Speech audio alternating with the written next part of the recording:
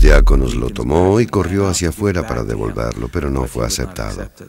Luego, por supuesto, Oriente convocó a un concilio propio que excomulgó a Occidente. Estas sanciones mutuas no se levantarían hasta 1965, más de 900 años después.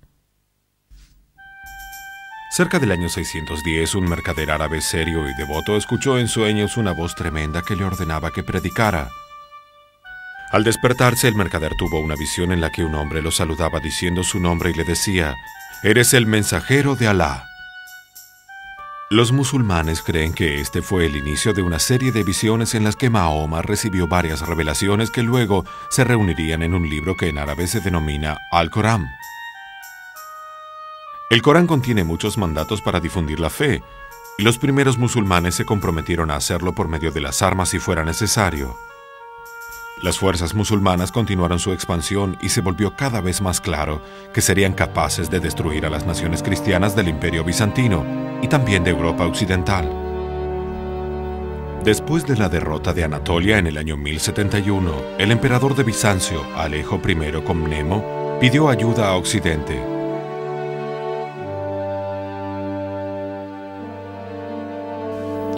Los emperadores de Oriente pedían ayuda a Occidente y la obtenían.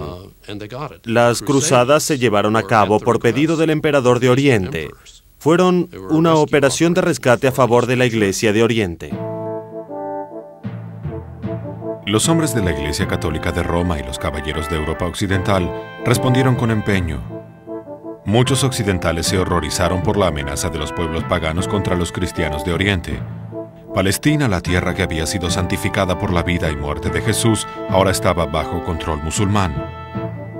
Algunos funcionarios eclesiásticos aparentemente deseaban que las clases guerreras se unieran en la lucha contra un enemigo común, para que no se enfrentaran entre ellas.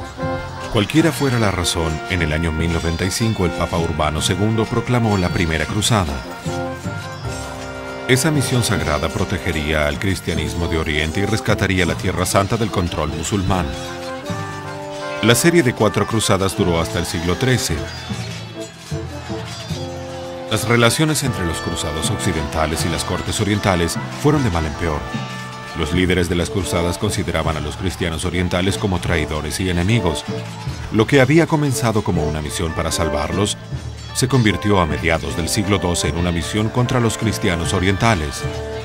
En el año 1204, los cruzados católicos saquearon Constantinopla. Según las palabras del historiador Calisto, este fue un acto que la Iglesia Ortodoxa nunca ha olvidado ni perdonado. Hubo esfuerzos para lograr una reunión, pero las dos iglesias permanecieron separadas. En el año 1261, el emperador bizantino de Nicea, Miguel Paleólogo, recapturó Constantinopla y la devolvió a manos de los ortodoxos orientales. Pero su victoria fue una pausa de 200 años hasta que nuevos enemigos los derrotaron, los turcos otomanos. El 29 de mayo de 1453 cayó en manos de los turcos. El último emperador bizantino, Constantino XI, fue asesinado. En los siglos XIII y XIV, Rusia fue dominada por los mongoles y aislada del resto del mundo cristiano. Rusia pudo salir de la dominación recién en el siglo XV, cuando el imperio bizantino entró en decadencia.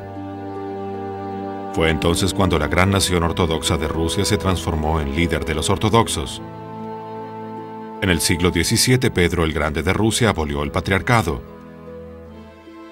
La Iglesia logró mantener una red de seminarios y monasterios, pero la devoción profunda del pueblo ruso fue la razón más importante para su supervivencia. Para comprender el desarrollo del catolicismo romano en el período medieval, es necesario resumir la historia del cristianismo de Occidente durante la época en que comenzaron a surgir los estados nacionales de Europa Occidental.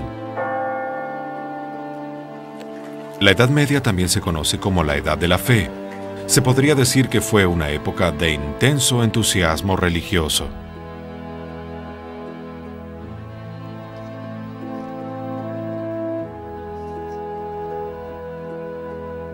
La Iglesia tenía respuestas diversas a los movimientos religiosos nuevos. A veces imponía a las autoridades seculares que forzaran a los disidentes a volver a la Iglesia bajo amenaza de castigos, entre ellos la ejecución. Dos hombres en particular, Domingo y Francisco, rompieron la tradición de la vida monástica y reunieron a su alrededor comunidades de hermanos o frailes. Los hombres comenzaron a trasladarse como predicadores itinerantes. En lugar de vivir la vida respetable y tranquila de reclusión en los monasterios, eligieron convertirse en una orden mendicante.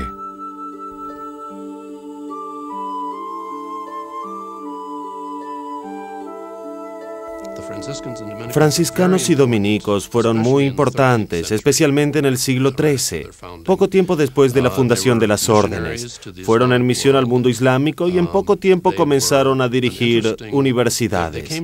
Creo que la razón fue que tenían un sistema de organización muy particular. No dependían de ningún obispo y enviaban a sus hombres donde ellos pensaban que se necesitaban. Franciscanos y dominicos fueron grandes profesores de la Universidad de París en el siglo XIII.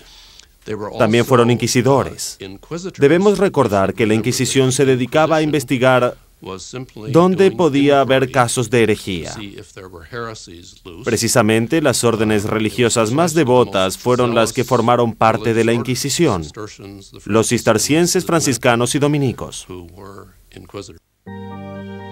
La vida espiritual e intelectual del catolicismo gozaba de un momento de gran expansión durante el siglo XIII, pero la Iglesia Católica en sí recibía cada vez más críticas.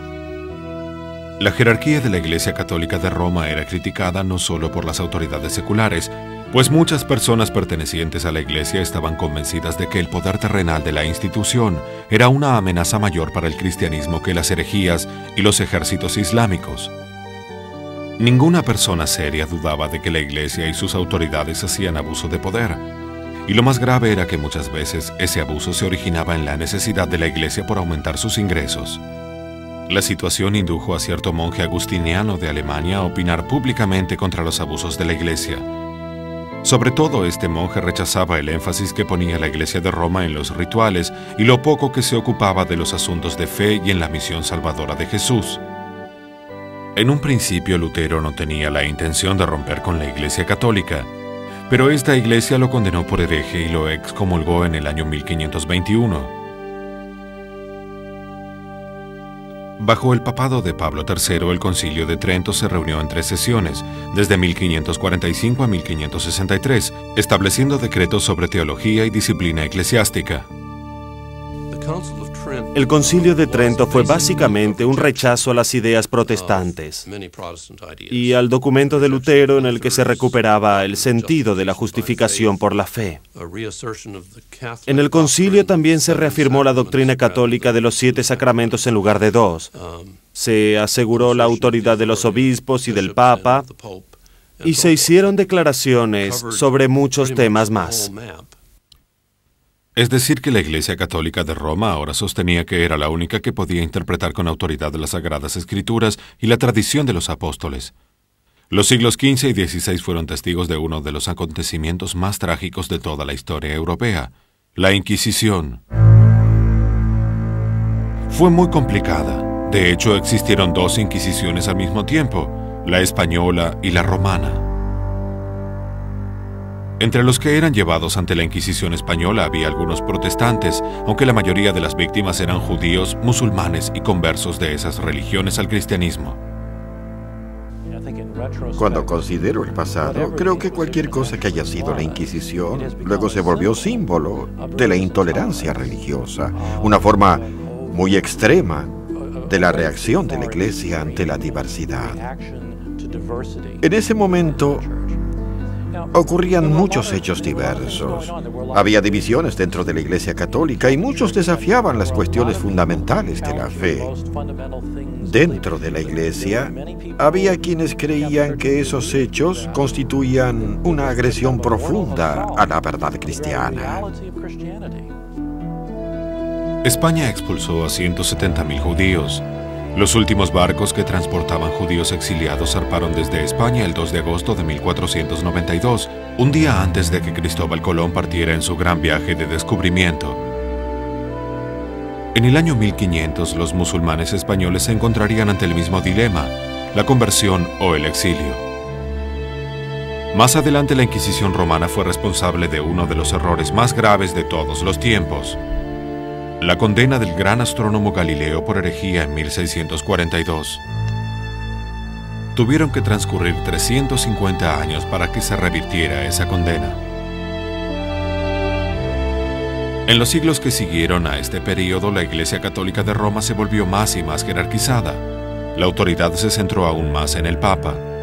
Esta tendencia a la centralización se manifestó claramente en el Primer Concilio Vaticano, reunido en el Vaticano en 1870. El concilio decretó oficialmente por primera vez que el Papa es infalible.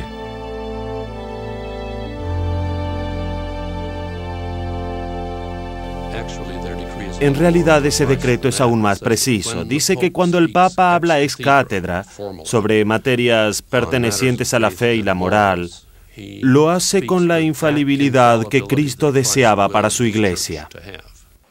De hecho, estas afirmaciones no eran nada nuevo, solamente delimitaban algo que ya existía. A fines del siglo XIX, la Iglesia Católica surgió como líder de la lucha por la justicia social de los pobres y los trabajadores. En las iglesias ortodoxas hubo movimientos teológicos renovadores en los siglos XIX y XX, cuya esperanza era lograr la elaboración de una teología cristiana moderna. En la segunda mitad del siglo XX existió